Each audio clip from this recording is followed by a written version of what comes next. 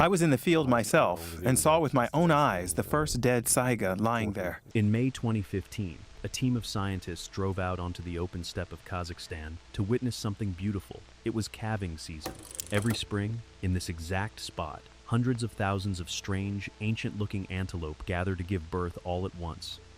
In one of the great spectacles of the natural world, a sea of new life spread across the grassland to the horizon. The researchers came to count the newborns. Instead, they drove straight into a nightmare they would never be able to unsee. The animals were dead, not a few, not a sick handful. The herds were lying dead across the steppe in every direction, as far as the eye could reach mothers and their newborn calves, side by side in the tens of thousands. There were no wounds, no blood, no predators, no hunters, no poison anyone could see. The animals had simply collapsed where they stood, sometimes mid-stride, sometimes still standing for a moment before they fell. And it was spreading. Herd after herd, across an area the size of a small country, was dropping in a wave.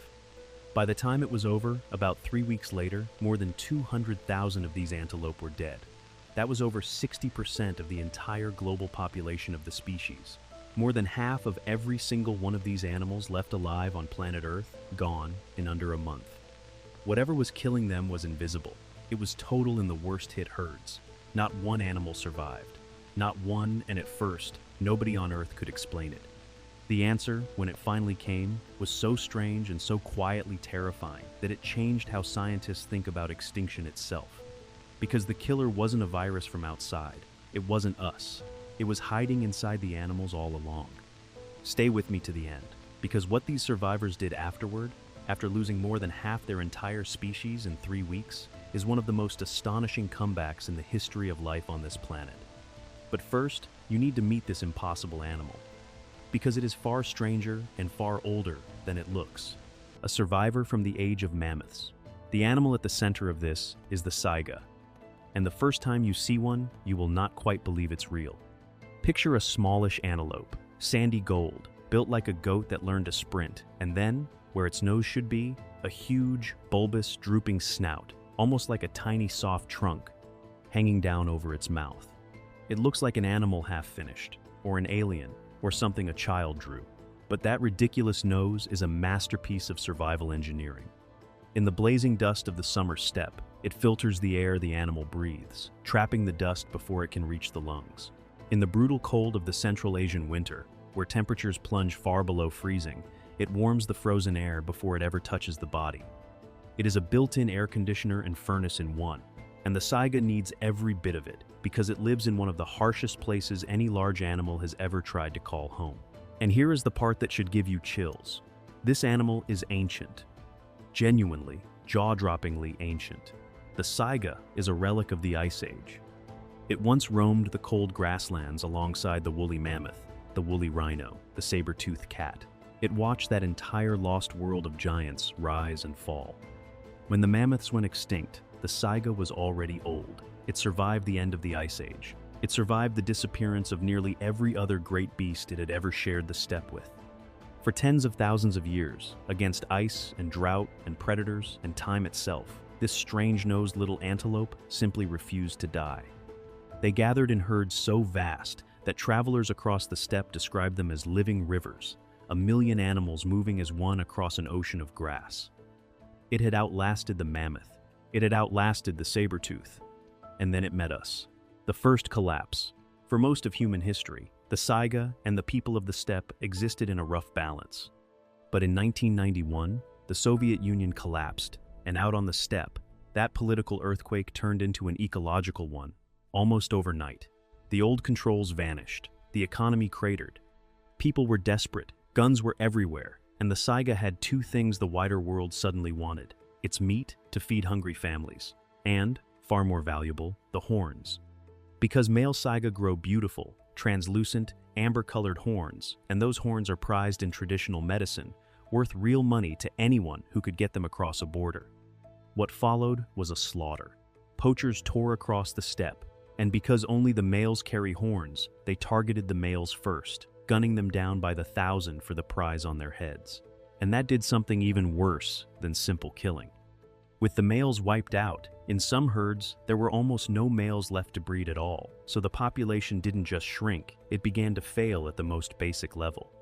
In the space of barely a decade, the saiga went from a population in the millions to perhaps 50,000 scattered survivors. That is a collapse of around 95%. An animal that had survived the Ice Age, that had walked with mammoths, was driven to the very edge of extinction in a single human decade by rifles and desperation and the price of its own horns. By the early 2000s, the saiga was officially listed as critically endangered. It was hanging on by a thread, and the people fighting to save it had clawed the numbers back up, slowly, painfully, with anti-poaching patrols and protection, watching the herds begin to recover. And that is exactly what makes what happened next so devastating, because the saiga had just started to come back. The herds gathering on that steppe in May 2015 were a hard-won victory, a fragile, growing population that conservationists had bled for. And then, in 3 weeks, more than half of them died. If a real mystery like this pulls you in, an entire ancient species dropping dead with no visible cause, take 1 second to subscribe. This channel exists for exactly these stories. The true, documented moments where nature breaks and then does something no one believed it could. 3 weeks in May. The die-off began on the calving grounds, and it began fast. The way the scientists who were there described it is almost unbearable. A mother saiga would start to look unsteady. Within hours, sometimes within a single afternoon, she would be dead. And here is the detail that broke the researchers' hearts and baffled their minds at the same time. The newborn calves died too. Even calves only a few days old, still nursing. The disease, whatever it was, swept through a herd and killed everything in it. The mothers, the calves, the old, the young, the strong, the weak, all of it, with a completeness that simply does not happen in nature. Diseases almost always spare somebody. The strong survive, the lucky survive, a few resistant animals pull through and carry the population forward. That is the rule. This broke the rule. In the worst-hit herds, the mortality was 100%, total. Not a single survivor, and it kept spreading, herd to herd, across a vast stretch of central Kazakhstan, a rolling wave of death moving across the steppe. The scientists on the ground were watching, in real time, a species being deleted, and they were powerless to stop it because they had no idea what it even was. They sent up the alarm to the world. Veterinary teams, disease experts, conservationists, everyone scrambled. They collected the dead. They ran every test they could think of. And when the count finally settled, the number was almost incomprehensible. Somewhere north of 200,000 saiga dead in roughly 3 weeks. Over 60% of every saiga alive on the planet. The single largest known die-off of a large mammal species recorded in modern times. An entire calving generation, and most of the mothers who would have made the next one, wiped from the earth in less time than a summer holiday. And try, for a moment, to really stand in that field with them. The steppe in May should be the loudest, most alive place on Earth. Hundreds of thousands of newborn calves, bleeding for their mothers, the whole grassland in motion. The air thick with the noise of a species being born all at once. That is what the scientists came for. What they got was silence. A silence stretching to the horizon in every direction, broken only by the wind, over a grassland carpeted with the dead. Mothers curled around calves they had been alive, to protect only hours before. No survivors moving between them, no sound. The greatest birth event of the year had become the largest grave anyone there had ever seen, and the people standing in the middle of it could do nothing but document it and weep. Some of them would later say they had simply never imagined that nature could do something this total, this fast, this cruel, and that they hoped they would never see anything like it again. The killer inside. So, what was it? The hunt for the cause became one of the most urgent ecological investigations of the decade, and the answer that finally emerged is the part that genuinely unsettles me. Because when scientists analyzed the dead animals, they found the culprit, and it was a bacterium called Pastorella multocida. But here's the twist that makes your skin crawl. That bacterium was not some new invader. It was not something that blew in from outside. Pastorella lives, harmlessly, inside the bodies of healthy saiga all the time. It sits quietly in their tonsils, in their airways, doing nothing, causing no harm. A normal passenger that every one of these animals carries around its whole life and never notices. It is part of them. And then, in May 2015, that harmless passenger turned into a mass murderer. The bacteria suddenly flooded out of the tonsils and into the bloodstream, multiplying explosively, causing massive internal bleeding and blood poisoning, hemorrhagic septicemia, that killed the animal within hours. The saiga were, in the most literal possible sense, killed by their own bodies, by something they had been carrying inside them, peacefully, their entire lives. So what flipped the switch? What turned a quiet resident into a lethal infection across an entire population, all at the same moment? The leading answer points to the weather. That spring was unusually, freakishly warm and humid on the steppe, and the evidence suggests those exact conditions were the trigger that tipped the bacteria over the edge from harmless to deadly, all at once, across thousands of square kilometers. Think about how disturbing that is. There was no poison to ban, no poacher to arrest, no virus to quarantine. The trigger was the temperature and the humidity of the air itself. An ancient animal that had survived the Ice Age was struck down by its own gut bacteria, switched into a killer by nothing more than a warm, wet spring. It is one of the eeriest things ecology has ever documented, a reminder that a species can carry the seeds of its own annihilation inside its own flesh, waiting for the right weather to bloom. And with the climate shifting, with warm springs becoming more common, scientists were left staring at a horrifying question. If a freak warm spring could do this once, what stops it from happening again? For an animal already gutted by poaching, already clinging on, a second die-off like this could have been the end. The final one. The saiga, after everything, after the mammoths and the ice and the rifles, looked like it might be finished. The comeback that defied belief. And this is where the saiga does the thing that no one saw coming. The thing that makes this, against all odds, one of the greatest comeback stories on Earth. Because the saiga had one last card to play, and it is hidden in its biology. This animal is built, from the ground up, for catastrophe. It lives in a savage, unpredictable land of brutal winters and disease and famine, a place that has always killed saiga in huge numbers, and so, over hundreds of thousands of years, the saiga evolved to breed back from disaster faster than almost any large mammal alive.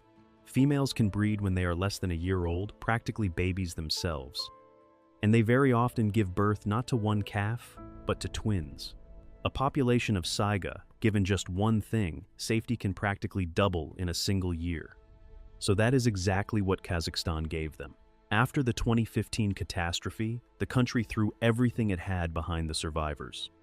It cracked down on poaching with a ferocity it had never managed before. Rangers, patrols, real protection across the vast steppe. It guarded the calving grounds. It gave the saiga the one thing it had never had in the modern age, to simply be left alone and safe, to do what it does best. And the saiga exploded back. Not slowly, not cautiously, explosively. From the shattered remnant after the die-off, the population began to climb, and then to soar past where it had been before the disaster, then higher still. Within a few short years, it had blown past 1 million animals. Then it kept going. By the mid-2020s, the saiga population in Kazakhstan was estimated in the millions, by some counts well over 2 million animals thundering across the steppe again, living rivers of them, exactly like the old travelers had described centuries ago. It was so dramatic, so complete, that in 2023, the saiga was officially taken off. The critically endangered list moved several full steps back from the edge of extinction in one of the fastest recoveries of any large mammal ever recorded. An animal that had lost more than half its entire global population in 3 weeks had not just survived. Within less than a decade, it had come roaring back to numbers it hadn't seen in generations. The recovery was so total that in some places the conversation flipped entirely from how do we save the last of them to how do we manage so many, from the brink of nothing to an embarrassment of riches in under 10 years. To put a number on how violent that recovery really was, in the years right after the die-off, the saiga roughly doubled year after year after year. A population that had been smashed down to a remnant kept stacking on hundreds of thousands of new animals every single breeding season, a rate of increase that conservationists almost never get to witness, because almost nothing recovers like this. Calves born one spring were having calves of their own the next. The math of it ran away upward, faster than anyone had dared to hope, until biologists who had stood in that field of the dead in 2015 were, less than a decade later, flying over herds so vast they could barely count them. The steppe darkened to the horizon with living, moving saiga. From the deepest hole imaginable, the animal didn't just climb out. It outran its own catastrophe. What the saiga proves. Step back and look at the whole arc of this animal, because there is nothing else quite like it. The saiga walked with mammoths and outlived them. It survived the end of the ice age that erased a whole world of giants. It survived our rifles when we knocked it down by 95%. And then it survived its own body turning against it. More than half the species wiped out in 3 weeks by a switch flipped by the weather. Any one of those should have been the end. None of them were. And the lesson underneath it is genuinely two-sided and worth sitting with. On one hand, the die-off is a warning, a flare shot into the sky, a glimpse of how fragile even an abundant animal really is, how a shifting climate can reach inside a creature and turn its own quiet biology into a weapon, with no warning and no defense. That is the frightening half. But the other half is pure, defiant hope. Because the saiga also proves that life, when you simply stop killing it and give it room, can rebound with a force that humbles every prediction we make. We are very good at counting the ways a species can die. We are far worse at imagining how hard it can fight to live.